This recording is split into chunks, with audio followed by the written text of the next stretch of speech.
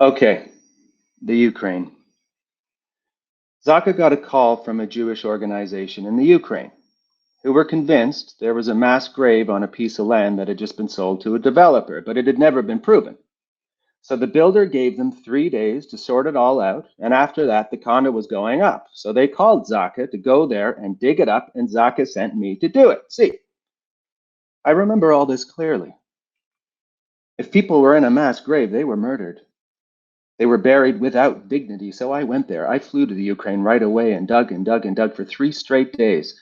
Started finding skulls and femurs and clothing. Unearthed the remains of 283 women and children.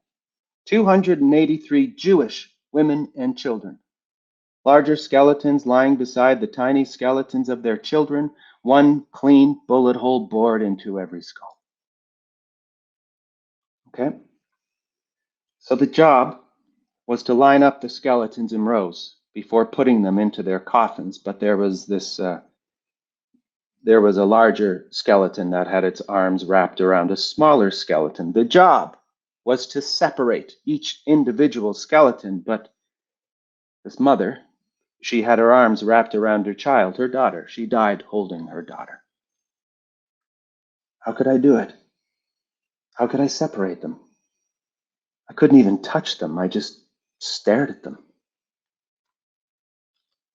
What did that mother think when she looked up at their killer, with her arms wrapped around her daughter? What do you think at a moment like that? Did she go before her daughter, God willing? Or maybe she wanted her child to go first, to spare her daughter the horror of seeing her mother being murdered, to spare her the feeling of terror before she died. I bet you this mother did everything she could to calm her child, to help her not be scared, to let her daughter know that she loved her, that she'll always love her, that they'll always be together, that she'd be there. I honored that mother and her child. I honored their love. I took off my gloves, their bones.